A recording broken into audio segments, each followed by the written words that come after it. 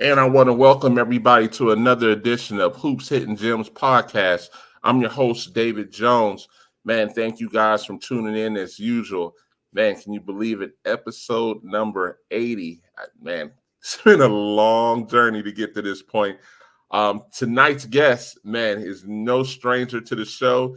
He's been on one of the previous episodes, but as a coach at another school, and I wanted to bring him back on since he had a new job, and so happy for him. I look at it like this: in this business, when you see somebody winning, I consider itself as it's a win for everybody. And he's no different. Good brother. If I need him for anything, I'm a phone call away, and vice versa. Man, ladies and gentlemen, I want to introduce Coach Evan Key, the new head coach of Randolph College, which is a D3 in Virginia. How you doing today, Coach? I'm doing pretty well, David. How about yourself? Man, I'm good, man. It's been a lot happening since I saw you in December. At your previous school, and you're doing big things, and I wanted to bring you on, man. And man, I'm so happy for you, man. You deserve it. You're one of those guys in the business. When you announced it, I mean, your Twitter feed went crazy with people congratulating you, and that's just it shows your character and it shows your hard work, man. Couldn't be happier for you, as you're moving forward, man, and you're doing big things. So let's talk about Randolph College, man. Yes, sir. Yes, sir. Well, I'm thankful to be here. I think I officially accepted the job, and it was announced maybe last Tuesday or Wednesday. So it's been a crazy last 7 days, as you can imagine, with letting my former players and staff know that I was leaving, letting my former administration know I was leaving, and getting a chance to get acclimated with the new team, new administration, admissions, and then of course recruiting. My phone has rang more in the last week than it probably ever has. Like, everyone understands that Randolph College is a great school and is in a phenomenal conference in the Old Dominion Athletic Conference. So I've gotten a lot of phone calls, text, emails, however way of communication you can get in touch with somebody. I've gotten, but it's been phenomenal. Like the support and the love that we've gotten so far this first week has been great. So I'm pretty excited about the opportunity. And like you said, you're in the ODAC, and for a lot of people that don't know about the ODAC, we'll get into it real quick. It's a very strong D3 conference. Can you name some of the teams that are in the ODAC? Yeah, well, Hampton-Sydney made the national championship game this past year. Mm-hmm. Guilford College was in the Final Four. Randolph-Macon, so a little bit different than Randolph. Sometimes people confuse the two, but Randolph-Macon College won the Division III championship a couple years back. Mm-hmm. Virginia Wesleyan is always a really strong team. University of Lynchburg, Eastern Mennonite, Bridgewater College, Shenandoah University. I don't want to miss anyone, but Averett, Ferrum College. It's I believe 13 members in the conference, and typically is one of the top three Division III leagues. So very, very strong league, very, very high level of basketball. This area doesn't really have a lot of Division II, so a lot of those players kind of who might really be Division II level guys end up in the ODAC. So that's kind of what we're up against at Randolph. And it's funny you mentioned that, and that's why I led you into that. I'm fortunate enough to travel all over. I've been to Averett University, and they have a really nice facility, man. And that speaks for that conference that you have, man. Like, they take basketball very seriously, and I'm a big advocate for D3 basketball. And a lot of people have the misconception, oh, it's going to be terrible. It's going to be high school kids.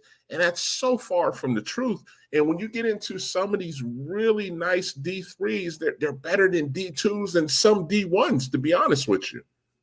Yeah, no, and I can attest to that. Being a guy who's coached in Virginia the last 7 years, about the ODAC has very, very high level players. And like, there's a reason why like a lot of these schools don't get low major Division I guarantee games, because there's always some of them might end up winning. So yeah.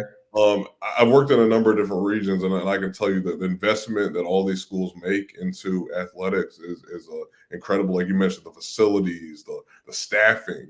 Like it's a different beast, and it's different than most other regions in terms of the Division III level of play. And not to knock on any other area, but like the ODAC is just like it's got a name, it's got a brand. Like everyone who knows Division III knows that the ODAC is top notch. And Mm-hmm. if you're able to win the league, like you're typically a team that's competing at the national level for sure. Mm-hmm. And you know, leading right into that, man, you know, you taking this job at Randolph College, like I know the body of work you put in. You know, like I said, I was fortunate enough to see you at your previous stop at at the apprentice school, and you were doing a phenomenal job there. But this is going to be a beast in itself because, like you said, we understand the quality of basketball at the ODAC. And like I said, we were backstage just talking. I said, man, how's it going? You're like 100 miles and running because, man, you really have to recruit like you're a D2 or D1 coach at Randolph. No, absolutely, absolutely. Like it's a lot of high level teams, a lot of high level players. So I've been trying to hit the ground running, trying to follow up as many leads as possible, trying to get in touch with kids, coaches, and trying to find the right fit. I'm fortunate. I'm in a situation where a lot of guys are coming back to the roster. I think like we have a good portion of talented guys that are coming back. So, it's not like a complete rebuild, but like I'm trying to add some guys who might fit my style a little bit more. And you kind of saw the way that we played at the apprentice school. We trapped a lot, we press, we get up and down. So, it is different, but I saw the potential in Randolph. So like I can kind of tell you how this opportunity came to fruition. Because I had opportunities pretty much every offseason the last couple of years. We've had more success at the apprentice school, and more schools have been calling, but it never been really a good match. But the Randolph athletic director did a phenomenal job of really staying in touch and kind of almost recruited me to the position a little bit. Like I felt really comfortable about him and what the school had to offer. So it was a huge leap of faith, but I think we can do a really good job at Randolph and have some successful programs. Listen, I couldn't agree with you more, man. And that's why I'm so big on this. Don't get me wrong, we all love Division I, but for me to use this platform for people to see, like I said, I get out and see you guys, all year, whether it's D2, D3, NAI, and I'm always talking, hey, you need to look at these other levels as well as some of these players, because like I said, you're fortunate enough. Your pedigree speaks for itself because, I'm just going to say it. You're at Portsmouth this week. Like I had to barely sneak you in here because you're going to be at Portsmouth. And, for you hoop heads, what Portsmouth is a step under Chicago, and all of those coaches are very good coaches, including yourself. And, the quality of basketball, I get it so many times when I keep talking about these different levels.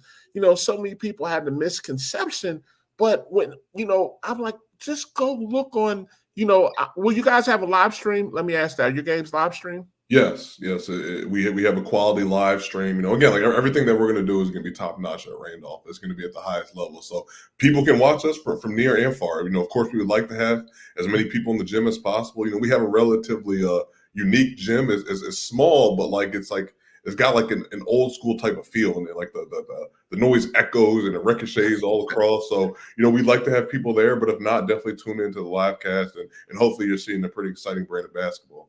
Well, I mean, and that's for me. I'm already circling one of those games because I want to see, I want to see ODAC basketball. I have no problem sitting down there baseline tweeting out about the games, man. And that's going to be no different this year. When you send out that schedule, I said, oh man, I'm gonna have to go see one of those games because I want to see facilities. I want you to show me around to see what Randolph College is about.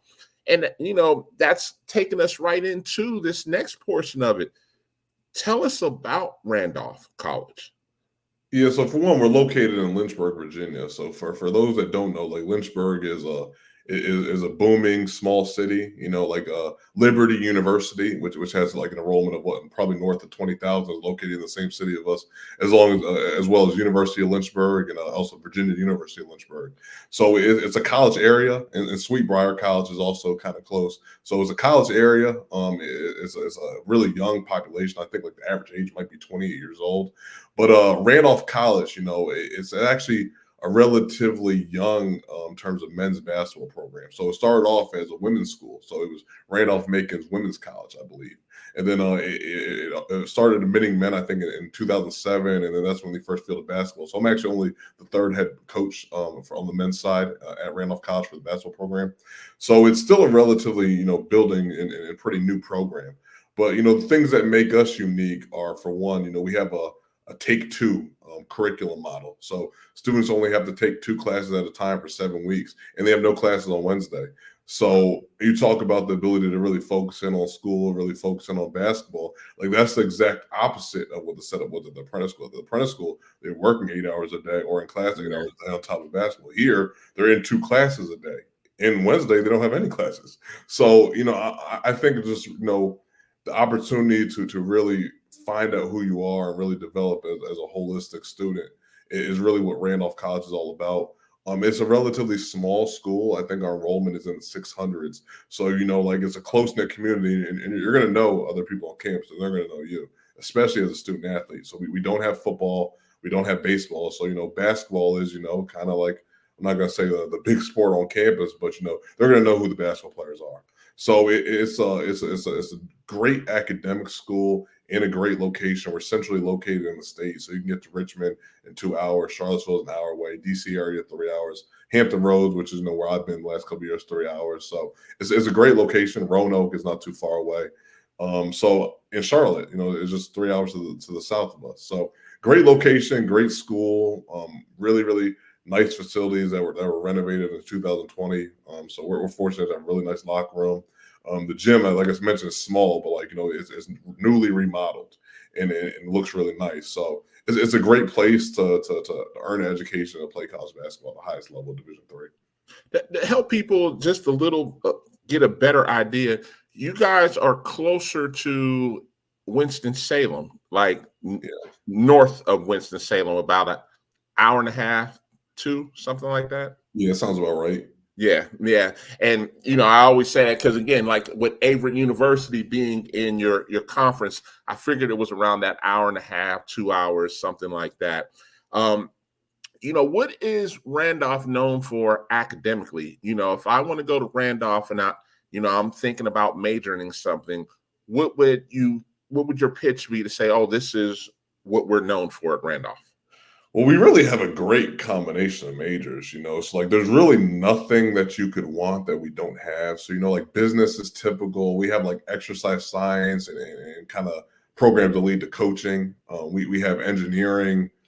We have education. So really almost any major that you might be interested, we can pretty much accommodate. And we have master's programs too. So that's something that makes us unique.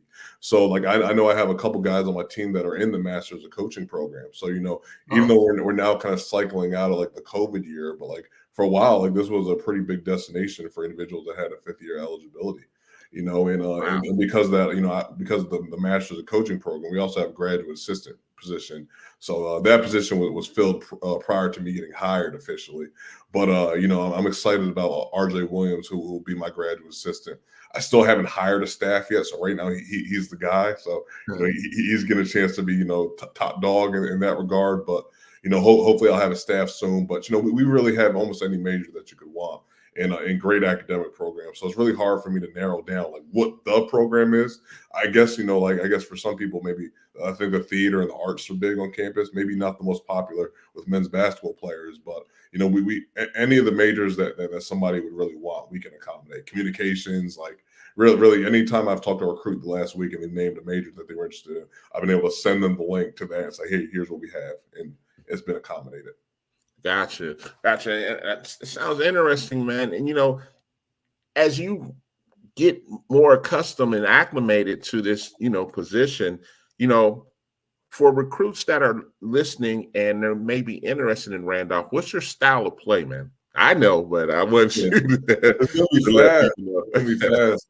We averaged 85 points a game at the apprentice school this past year, and honestly, that wasn't fast enough. I want to be in the 90s. I want to be, if we can get as many 100-point games as we can have is what we want to get to. So I'm looking for athletes that can shoot the ball. We hit almost 10 threes a game this past season at the apprentice school. I want guys who can stretch the floor. We want to play a really, really fast up-tempo style. And defensively, like it's man full court at a minimum. As you saw, like depending on our opponent, like we might mix in a little more traps. So I guess the game that you went to Carlo, that was a game where we thought we had maybe a little bit of advantage in terms of athleticism and speed. So we really revved up our pressure, and I thought that that was really disruptive, and that was disruptive at different points during my tenure at the apprentice school. So the idea is to kind of be the same, without giving out all the secrets. Yeah. We're going to be different than a lot of teams in the ODAC. Like a lot of teams in the ODAC are very, very good at what they do. They're very, very good at being relatively traditional. And that's just not really my style. So I guess it's going to be a clash of styles when we play teams because, my idea of how the game is played is probably a lot different than maybe the 12 other coaches in the league to some capacity. And that's fine. I think that's one thing I kind of sold in the interview process is we're going to be different. We're going to roll the dice. It's going to take some level of buy-in, in terms of from the players and from the fans. But, I think if we can really get it clicking and we can really get the right individuals, it's an opportunity for, it's gonna kind of sell itself. It's a brand that recruits are going to want to be a part of. They're going to want to play within our system. They're going to want to, have an opportunity to get more touches, to play a higher possession game. Then also at the Division III level, you carry bigger rosters. I just hate the fact of some schools will have 20 guys on the roster and play 7. My idea is not to play 7. If we have to, because we get 7 people that can actually contribute, then that's how we'll play. But my idea is to play 11 to 12 guys, double figure minutes, and that's really possible, with the system that we play defensively. Yes, and I can definitely see that. One of the big things is, and you just said something I wanted to touch on. D3s, have 20, 22 guys on the roster. Does that mean you'll have a JV as well? No JVs in the plans. Okay. Kind of how I phrased it is I've told some people, because you have a lot of guys that are returning. We have some individuals, of course, that committed, to the prior staff or committed maybe when the position was vacant. And then, I have to be able to recruit a little bit too. So at the moment, I think that we'll probably have some kind of open tryout where we narrow the roster down to a manageable size. But right now, the plan is not to have a JV. Okay. Again, my administration could tell me something different, and again, at that point, I would have a JV and be happy about it. But that's not something that right now I'm recruiting for. I'm recruiting guys to the actual roster to be on the team at the moment. Okay. And, like you said, you know what you're walking into, with being in that ODAC conference. For you people that don't understand this, and the ODAC is very comparable traditionally to the UAA. I like to say that, so people get an idea, like they're traditionally going to have more than 1 or 2 teams in the D3 tournament because of what they bring to the table. I mean, they're a very good conference. You could have an ODAC challenge pretty much versus any conference, D3 conference in the country, and they're going to pair well against any conference, and that's how strong they are. And when you kind of got the job, I was like, oh, okay, I get to see, I'm gonna come up and support anyways. But man, that style of basketball and those teams that you mentioned, I've been saying to myself, man, I got to get up there and see. I've been fortunate enough, like I said, I mentioned Averett, but I want to see the rest of those strong teams in the ODAC as well, so I can speak more about them. You remember the last time you were on the show, I was like, yeah, man, I'm going to get up there. You see the apprentice school. And I left there like, wow, this is USCAA? Okay. I wasn't expecting this, but you guys could beat a number of, and I'm not here to disrespect any other level, but you could have beat, I'll just say, some teams at other levels. Let's just put it like that. Yeah, well, I charted all that information during my tenure, and I know for a fact we were 4-2 against NCAA Division III teams this past year. Mm-hmm. And as you know, scheduling at the apprentice school was tough. Not a lot of people wanted to play us, or if you didn't play us, it was at their place. So mm-hmm. my goal is to get to that same level of respect at Randolph. My goal is when your team isn't very good, everyone's calling to schedule you. Oh, yeah. Yes, everyone is your friend when you're bad.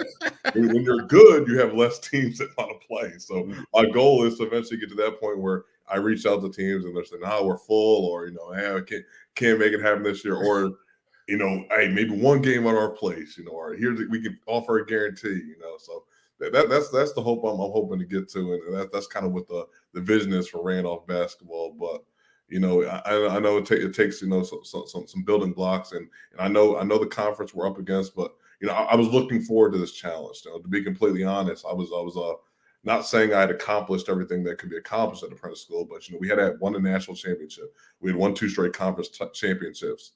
I was looking for an opportunity to do things at a higher level, and Randolph is offering that opportunity in the ODAC. Because to be completely frank, the ODAC is higher level basketball than when I was in. So I understand that, but I'm a competitor and I'm up for the challenge. So I want to be against the best, and the coaches in the ODAC are the best. So here we go. And to your point in what you're saying, so you're going to have to get out there and recruit. And it's no different. It's not like this is some shock to the system for you. You already do that. And, I like to ask this as well. Are you going to be at some of the AAU events now, or how are you going to recruit? Yeah, well, of course, you have to be visible. You have to be at those events. I will say social media has been great though too. Not saying that you can just solely sit on your phone and recruit, but I'm telling you, I've gotten very, very interested prospects that have reached out on Twitter and Instagram. And that's cost Randolph's recruiting budget $0. I've done that while I'm actually employed at the Prentice School until next Tuesday. So I've been able to do tons of recruiting just from my phone. And I'm going to be out. I'm going to be on the road. My staff is going to be out. We're going to be on the road. We're going to make sure that we're hunting down leads, and we're really building relationships with coaches and players. But I'm also going to be active on those platforms. To me, I try to make sure I'm branding myself on social media so people know who I am and know what I'm all about. And that's how you and I connected. Mm-hmm. And that's how I've connected with a lot of different people, because I'm really authentic on there. I share the knowledge I have, and I'm always willing to learn. So that platform is going to continue to be big for us recruiting and continue to be big in terms of us increasing our brand. But yeah, I mean, we're going to be involved. We're going to recruit high schoolers. We're going to recruit kids that are looking to transfer. We're going to recruit junior colleges. We're not going to bypass any group of individuals. I guess I'll figure it out if we can get international students. I've talked to a couple of those. I guess we'll see. I'm not really sure, but we're gonna go. We're gonna explore every different option. I understand at Randolph we're gonna have to outwork some people. We don't have. Maybe that we don't have the best resources, and we have good resources, but the best resources I've ever had as a coach. But maybe it's not like the best resources in Division III, and that's fine. I've never had that, so I understand we're gonna have to outwork some people, and we're gonna have to be a little bit different, be unique, and that's kind of what the game plan is going into this year. Man, you just said something, and I definitely want to ask this because for these people that don't understand how serious it is out here. You just said that you're recruiting JUCO, you're recruiting grad students, and you're recruiting international students. Man, I want you to touch on that because we all know the landscape of recruiting has changed. And for you to be competitive, you have to have all of those doors open. Yeah, no, I think that the one thing that we've learned over the years is in college basketball, you want to get old and you want to stay old. So my team at the Prentice School this past year, we didn't have many seniors. We had 2 seniors, but we were really junior heavy. We had 1 freshman on the roster, and virtually I think we had 1 sophomore who was a redshirt. So we were really junior and senior heavy, and that led to a lot of wins. So at Randolph, we have a lot of seniors this year, but I have to make sure we don't have you can't win with all freshmen. The ODAC is a grown man's league, and you're not going to win with all freshmen. So you have to have a couple of freshmen that you're looking to develop and are going to have roles and have a chance to mature. But you also need to have some guys that are veteran and have been around the block a little bit. So we're going to recruit both. I don't think we're going to go 100% transfer, 100% JUCO, but it will be a mix of all the above. And ultimately, we're looking for the best available player. And I don't care, that player can be from Alaska, that player can be from Lynchburg, Virginia.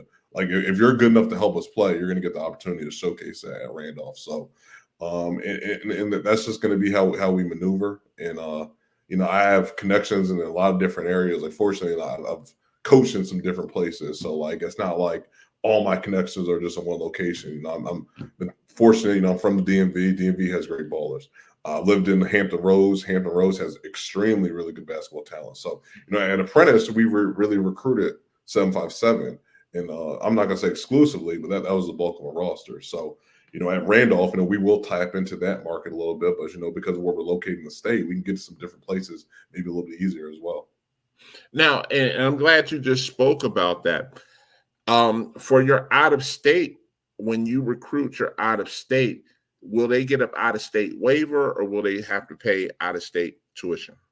No, because we're a private school, the tuition is virtually the same, and again, like I told you kind of off air, I'm still navigating what like the scholarship levels look like Yeah. and how we package. And, I've had a couple people like, I got one kid who texted me before we got on. He got a really good scholarship package. I mean, like, and he was like, yeah, like I got to talk to my family. I'm thinking to myself, like, man, that's a lot cheaper than what I went to school for, but I think that one of the things that, makes Randolph good is that they're really accommodating. For one, like our sticker price, and I know I'm still new at this. I haven't had to work with tuition in like 7 years, but our sticker price is relatively affordable.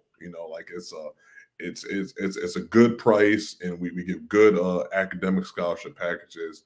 So I think that for an individual who's willing to make the investment in themselves and their education, it's affordable and a school that they'll see a quick return on investment once they graduate. Gotcha. So going into the season, and I'm always interested with you being on the D3 level now.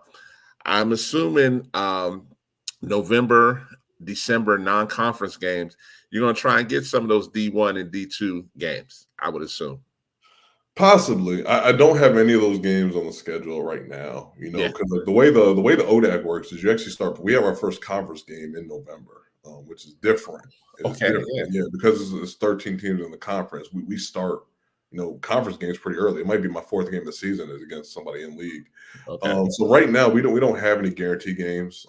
We have the non-conference schedule filled. Obviously, we have our 16 ODAC games done. And I have one scrimmage right now on paper. So I have room for a D1 exhibition. And as you know, we played two of them at Apprentice last year. We played Norfolk State and we played Longwood. So again, I'm not opposed to that experience, that opportunity. For one, it gives you a chance to play on the biggest stage. It gives you a chance to get a little bit of fundraising money. As you know, like you don't play those games for free. Yeah. But if the right school reaches out and offers us, something that makes sense, we'll do it. But it's not like something that we have to do every year, especially as we're getting a new program or running a new system and they're trying to get to learn me. I don't know if I want my first game to be against like Duke, they got to believe in our system a little bit. And I don't know if they're going to believe any system that we throw in against Duke. So, yeah, I definitely agree with that. Now, and this is another question since you educated me last time you were on the show.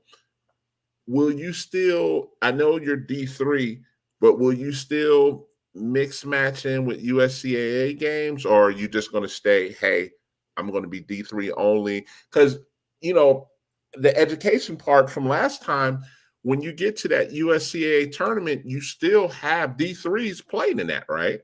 Yeah. So the team that we defeated in the USCAA national tournament was Lyon College. So they actually won their D3 regular season. They just weren't eligible for postseason because they were transitioning from NAIA to D3. Mm-hmm. So like they were like an ODAC level team. Like they were very, very good. Mm-hmm. In terms of scheduling for Randolph this year, we do have two non-NCAA games on the schedule. One team is going through the exploratory D3 phase, and actually, no, both teams are going through the D3 exploratory phase. So they're transitioning Division III, but they're not official members yet. And the reason for taking that game is, I got hired last week, and last week is when I started scheduling.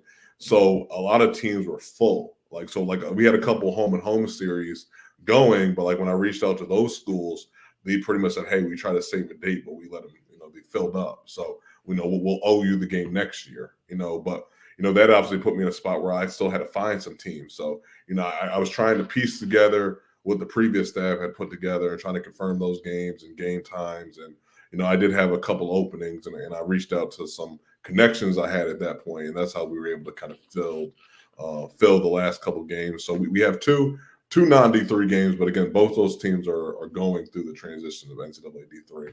And again, I wouldn't be opposed to playing other schools, like like Apprentice School. Like we're not playing them this year, but that would technically be a game. Like in the past when I was at Apprentice, we played Randolph. Actually, my second year we played Randolph, and I got to keep throwing out there like we beat Randolph at Randolph, but like that would be a game that in theory would take, but maybe not now when it's like so fresh. Like those are all my players, and I had already recruited the class to Apprentice School, and all those kids are staying on board. Like not one of those kids want to jump ship because they had fallen so in love with the school there. So like I didn't want to play my complete old roster in an official game. That just didn't seem like it was kind of uncomfortable. I mean, got you. And man, the thing I'm so excited to see, like, of course, I want to see the campus. I want to see, I know what style of ball you play, which is going to be exciting. I want to see the ODAC, but as you're building this thing, you're a social media guy, like you said. So, I know you're going to be very active on social media. I know those live streams are going to be up and going. What do you really want in year one to get people to really notice Randolph College? And especially I know the local people will know because you're a well-respected name in that state. So people know you, and it's not to say people don't know you outside of Virginia, because that would be irresponsible to say that. But as you're trying to build this D3, and I say this all the time because, I saw D3 Direct jump out there and congratulate you as well. So it's not like people don't know you, but you're trying to build that brand. So what are your goals when you're trying to build this brand at Randolph? I think for me personally, and I think Randolph hasn't had much success. I don't think that they've had a winning season in maybe 9 years or something like that. So it's been a while, and I think for me, like in an Apprentice School, before I got hired, had a 6-win season. So they hadn't had much success either. So I think like for me, I just always come into every situation with a chip on my shoulder. Like I just always come in with something to prove.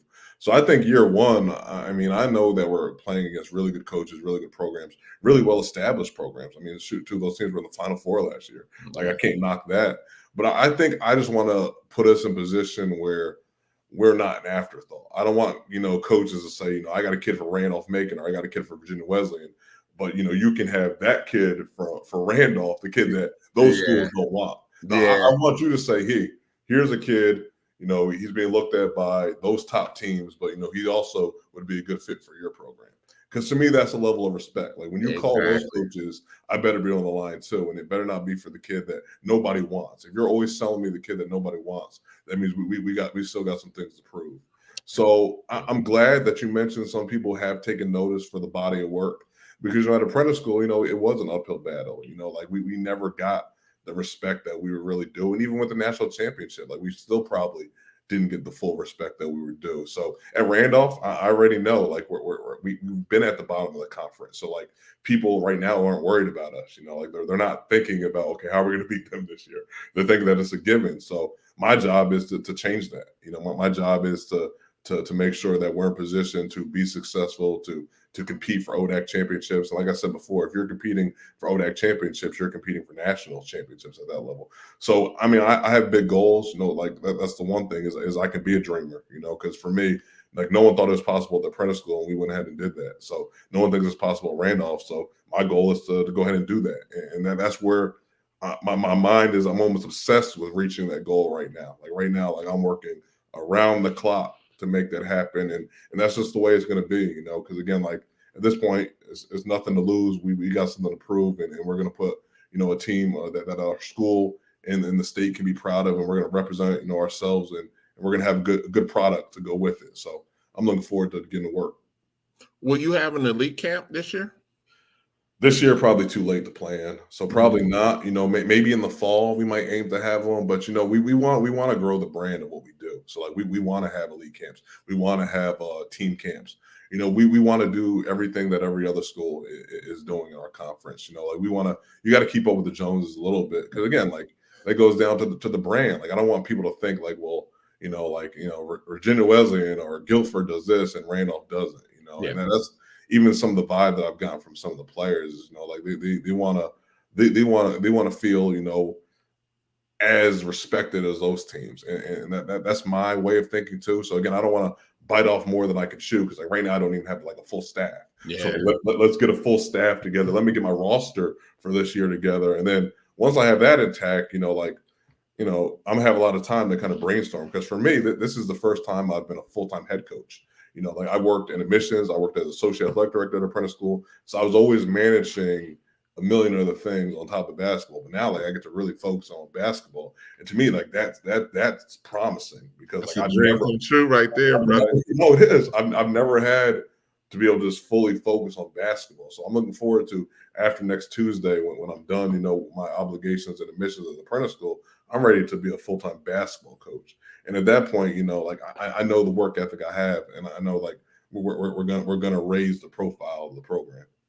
And man, I can't say enough how excited I am for you, you know, because, you know, people don't understand, you know, if they don't know you, I always say this, when you see certain coaches get certain jobs, you always say, uh-oh, all he needs is the right opportunity.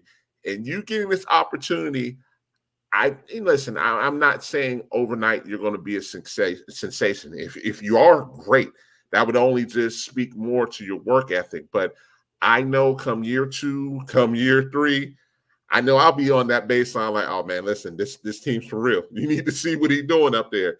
And you know, of course, we know this won't be the last time you're on the show, and we'll talk about from your first day there till now, you know, how the journey's been.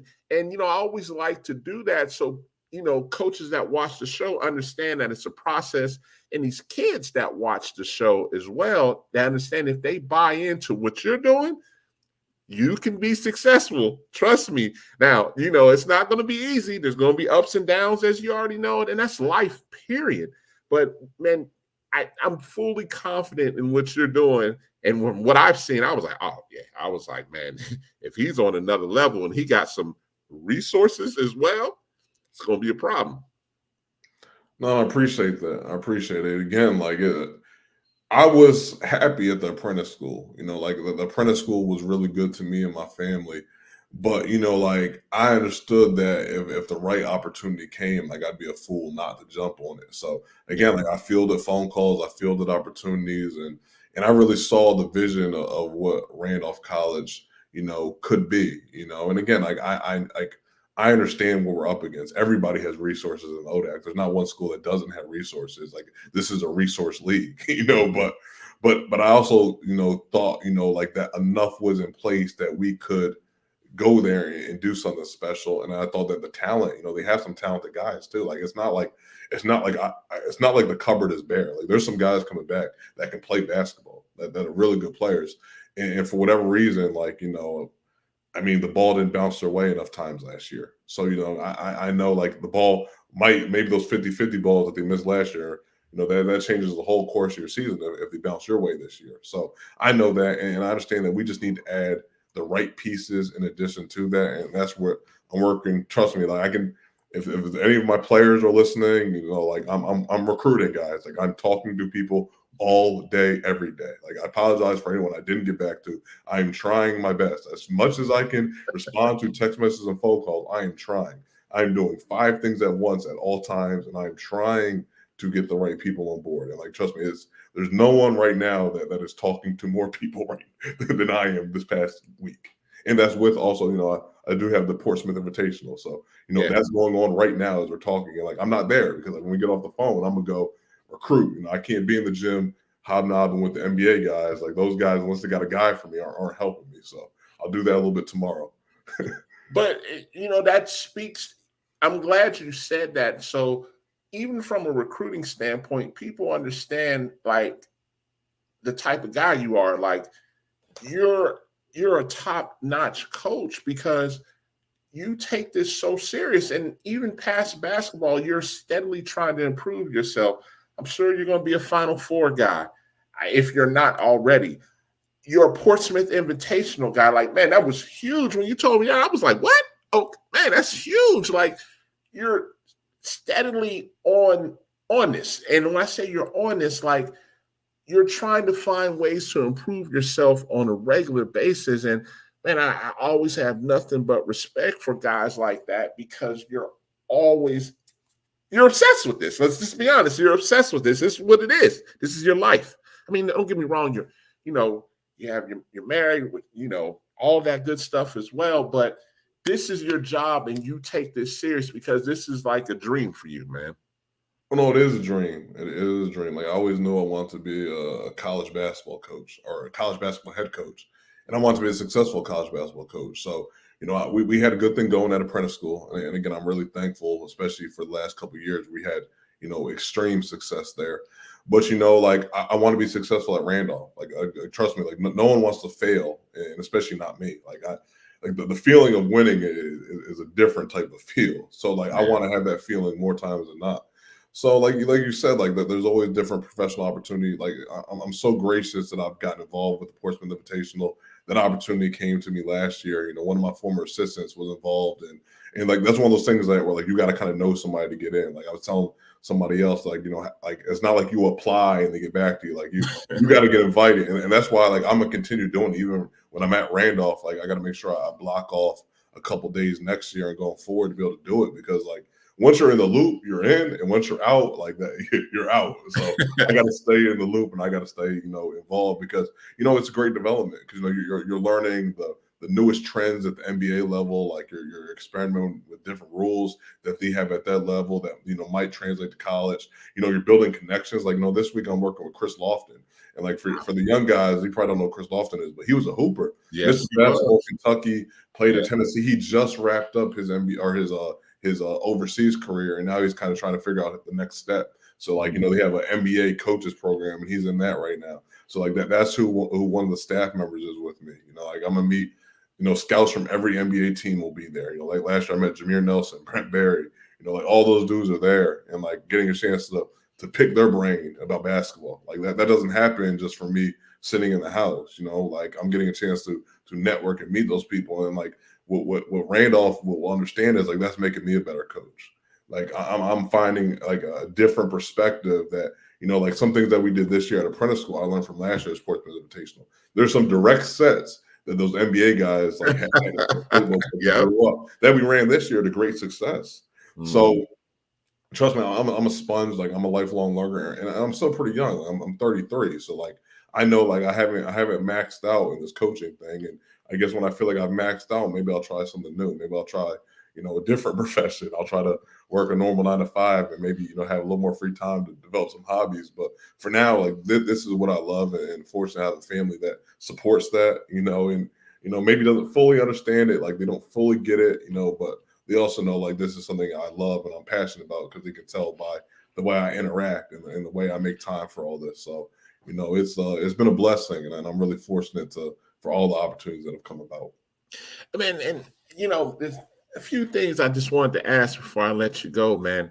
I know you're going to be big on academics and stuff like that. So you'll have your study hall. Are you going to practice in the morning or are you practice in the evening? How you gonna work it? I got to figure out the academic schedule. So, we got to figure out the academic schedule. And then, we do have other sports teams. So I got to figure out what that looks like. So I don't have that figured out yet, but like, I'm not really an early morning, like at least I've had to be an early morning guy because of working at the apprentice school and working in the shipyard. But I don't want necessarily these guys that ran off to have to be early morning guys because that's, one of the reasons they go there is because they got the 2 classes a day, so I don't want to mess that up by saying we're going at 5 a.m. Like, that's counter to what I'm selling. So we'll have to figure the schedule out, what makes the most sense. If we have to go in the morning, we have to go in the morning. But, like I'm going to play that by ear, so once we get this roster and once we get the staff in place, we're gonna make sure we're doing things at the best possible level in terms of that. But the practice structure will be about what it's been. It's going to be up tempo, fast paced, no waste of movement, very efficient. Everything's going to have a reason behind what we're doing. So I'm looking forward to that aspect. Now, I definitely have to ask this. We talked up tempo, but to play for you, you got to sit down on D and understand those man principles. Yeah, you have to be able to guard. You have to be able to guard because that's the thing that people don't understand is even though we pressed, we were still one of the top field goal percentage defense teams. Still, actually, crazy enough, we were one of the best teams in terms of points per game allowed. So like, you wouldn't think the team that traps and presses would hold teams, but like we held teams. So like, credit to the guys I just coached for really buying into that. And there were some days where we didn't, and in those games, the score got maybe a little bit out of hand in terms of the points we gave up. But for the most part, for 90% of the year, we really defended. So, at Randolph, we're going to have to guard as well. Like even though we're trying to play up tempo, we're trying to score a lot. We're also not trying to get beat 110 to 100. We want to win 100 to 80. So Yeah. If we really buy into that end, and then we got to make sure again, like we have guys that are capable of doing it too, because that's the other thing is I realize I have this great system, but at this level, it's also got to fit who's currently on the team and who's going to be playing. So if we have to adjust some things, we will, but like the basis of the system will be the same. Even if we tone some things down, we'll tone that down, but the basis is going to be the same regardless of who we have. Gotcha. Man, as we wind this up, man, what do you want people to know about Randolph now that you've taken over? What do you want the audience to know, man? I just want people to know that this is a viable option. A viable option. If you're a high level player or you're a coach who has high level players, this is a viable option. This isn't an afterthought. This isn't okay. Well, these schools didn't want my kids, so let me try Randolph. Like we want the best kids that you have that are going to play at the Division III or even partial scholarship Division II level. So we don't want the kid who we love the GPA booster. We need that, but like, can he also play basketball? Like, give us a GPA booster who can also get 15. Like give us that guy. Like, don't give us a guy who you're saying, he's just loves the game. He'll be happy to get a uniform. Like we want less of those guys and more of your high, your blue chip guys who got the grades and can play basketball. And that's just really what I want. Like I just want to get to that level of respect where, people know that they can send us their top level guys. They're going to have a good experience and they're going to win a lot of games. And honestly, we've gotten that so far. We've gotten really good players that have reached out to us and have been sent to us. So right now I'm filtering in, and of course we got to be able to, of course, enroll those individuals. We got to get them to eventually deposit and decide to go to Randolph. But like that's just I just don't want to be an afterthought in the state. Because we're playing in a high level conference and we're playing to compete with the top half. We're not playing to just be everyone's easy win. Yeah. Listen, man, I'm so proud of you, man. So happy for you, man. I had no idea. I mean, of course, I was going to bring you back on the show, but I had no idea it would be under these new circumstances. And man, you got a supporter in me anytime, man. I can't wait to get up there once you send me the schedule so I can see, the top half of the conference because, I'm fortunate enough, I get to see, I get to see the UAAs. Now I'll get to see the ODAC. I'll get to see, a lot of the good D3 conferences up in Ohio and Pennsylvania as well. And I like to sit here and say, I'm very well versed on it, but the ODACs, like I said, I got to see Averett. That was 4 years ago when I saw him, and that coach is no longer there. He's actually a D1 assistant now. And again, the credit to the type of conference you guys are in. It's a very well played basketball, and coaches in schools want those type of coaches because it's good basketball going on. Man, I wish you nothing but the best, man, and I'm so happy for you, man. No, I appreciate the time, David. And again, I look forward to seeing you at a game. And trust me, like you don't gotta. I already know your word is valid. If you say you're going to be somewhere, you're going to be there. So definitely, I owe you dinner or something this time. Next time you get up that way, because I know it's a little bit of a hike and a little bit of a travel for you, but it's going to be a good brand of basketball at Randolph. The fans are going to enjoy seeing it. And again, like coaches, players, if you're good.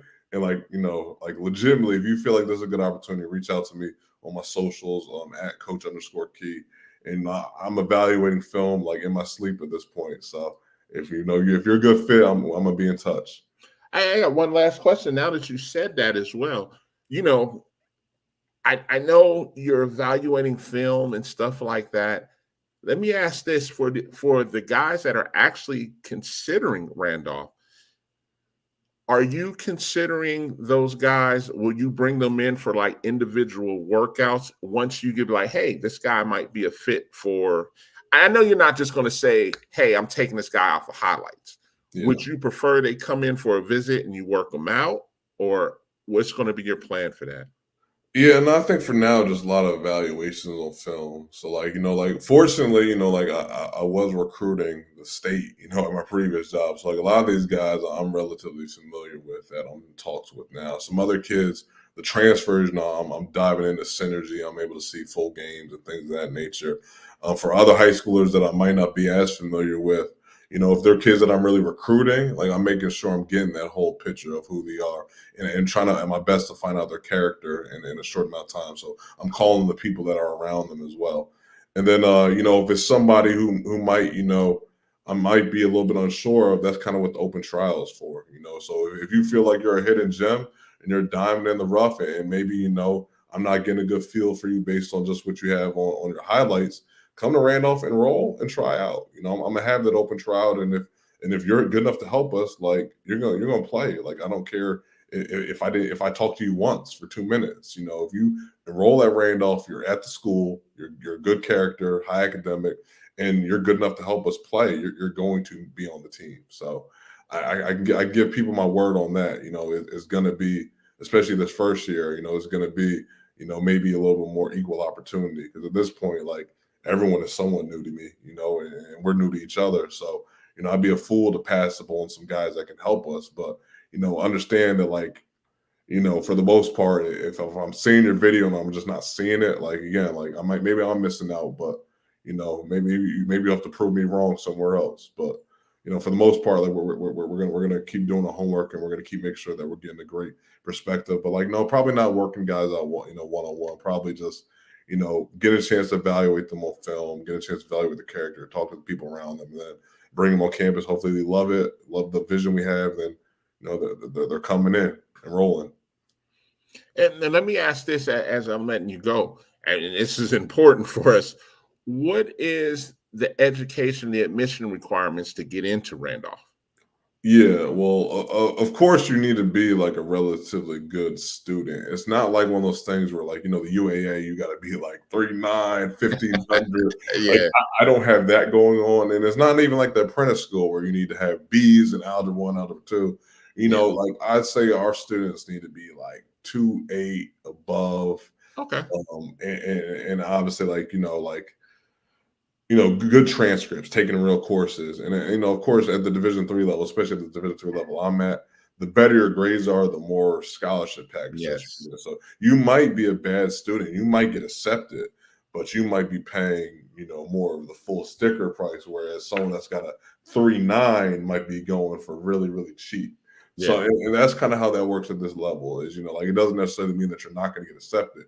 It just means that, they're saying, okay, well, as a condition for you not being the best student, you might have to pay a little bit more, because we're not too sure how things are going to work. So we got to see some investment from you financially. Yeah. So that's kind of how that works. But I do think we can get, a pretty diverse group of people here. Like, our student body is very, very diverse at Randolph. Very, very diverse. It's not like you're not just going to see one type of person on campus. It's very diverse. And I saw that as I went through the interview process. Like, it was every demographic of people there, in different states represented, different cultures. So that's another thing I was excited about. That's the type of background I'm from, and I'm looking for that diversity, and I saw that at Randolph. Okay. Hey, man, congratulations again, man. I'm so happy for you, man. And, like, I can't wait to see what you put out there in November and December. And like I said, just had the introduction ready for me so we could walk around and check out campus, man. I'm definitely looking forward to it, man. Okay, yes, sir. Well, I appreciate the time. I love listening to these episodes. Like, this is phenomenal. And I'm gonna let you know a little secret. The interview I did with that apprentice, I feel like that was so good. Whenever I talked to a kid, and that was like our first conversation, I said, just listen to this interview, then ask me any questions afterwards. Because David did such a good job asking every single thing that you're going to ask, and that your parents are going to ask, that, like, before you even ask me, watch the interview, and then boom. So that one probably got some good hits because I was sending that one out left and right. I'm hoping I got the same context to be able to do that today, and I'll be able to put that out there. Listen, man, you can have them because I'm going to be pumping you out, man. I'm a big D3 person. You know that. And, I speak on quality programs of D3 because,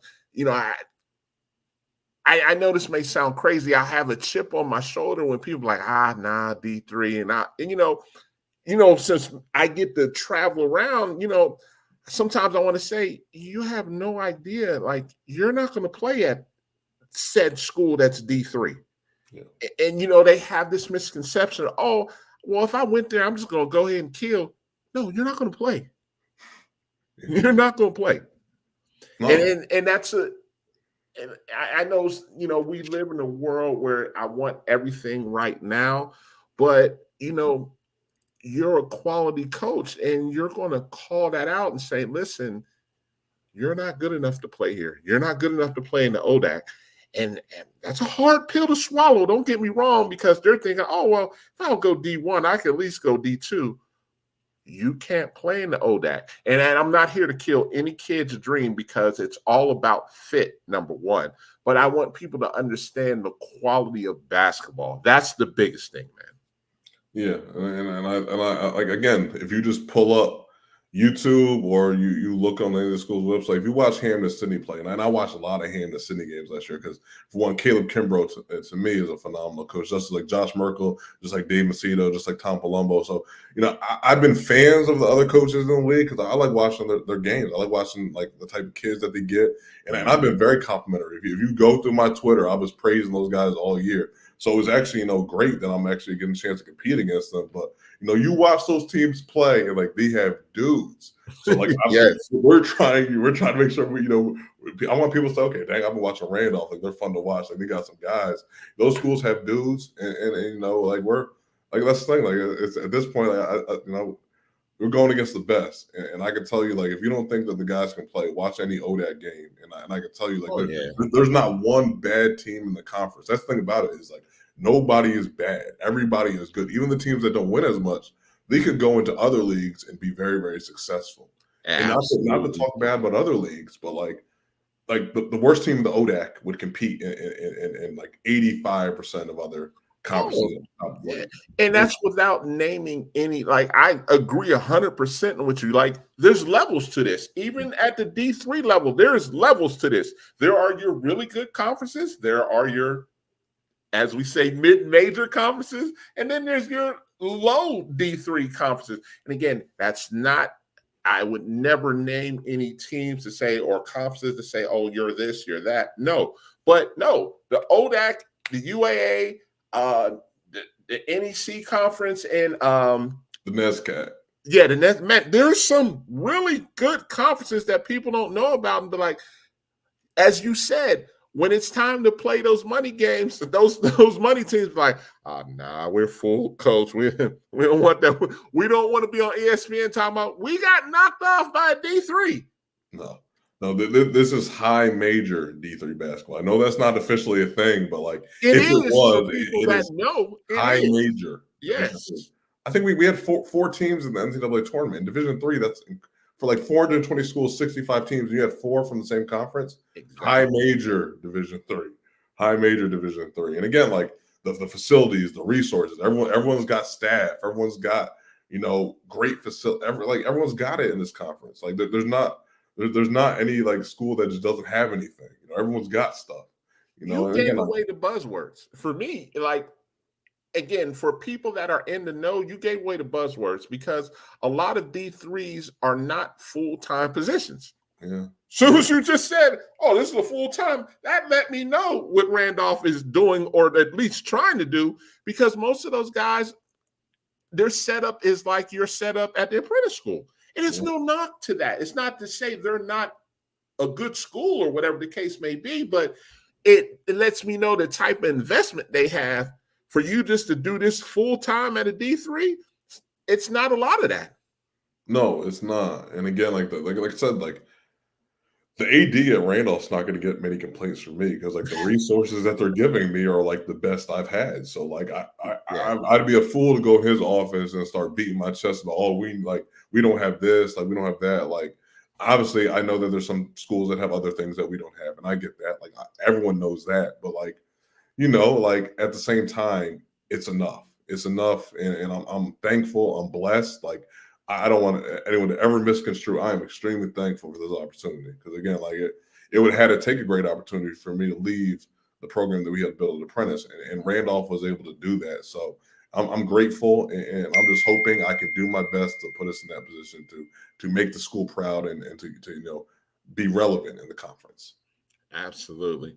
Hey, man, again, man, big time congratulations, man. And like I said, I can't wait to see what you got going on in November. Of course, I'm going to be paying attention online, what you're doing as you're building everything up. The recruits you bring in, I get to look and say, okay, he got this guy. Let me take a look at this guy, see what he's looking like, So I'll be versed before I even get up there. But, man, I just can't wait to see what you do up there, man. And, good luck, man, because that ODAC is nothing to play with, man. It's nothing to play with. No, it's not to play with. I guess I'm gonna figure out if I can coach a little bit. So hey, that's the positive. If not, I'm gonna get better from it. So every loss is a lesson, to learn opportunity. So I'm gonna be studying those dudes continuously and make sure that I'm up to par. So I look forward to it. Hey, man, listen, man. We'll be in touch soon, man. Again, congratulations. We're gonna talk soon, man. Okay. Yes, sir. Good All right, man. You take care. All right, you too. All right, man. That's my guy right there. Like we could talk all day because, man, when you're a hoop head like him, man, like you can see it, and not only can you see it, you know where he's going to go in due time. He works hard, and there's levels to this, and a lot of times people don't understand whether you're D3, D2, D1. I talk to a number of coaches on a regular basis, but when you share a certain passion, people have to understand he's going to be successful in due time. Man, that's going to wrap it up for tonight, man. I want you guys to understand that you young kids that are considering college, it is a monster out here right now. There's 3,500 kids in the portal right now. So don't you dare wave off any opportunity because you never know when you may have to come back as a humble person saying, Coach, do you have this opportunity still? You want to treat every coach with respect.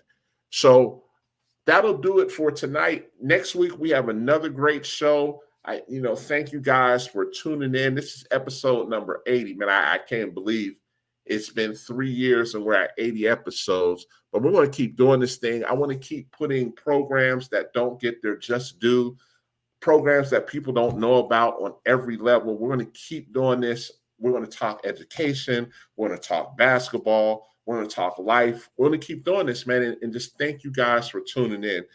I'm your host, David Jones. You guys have a good night. God bless.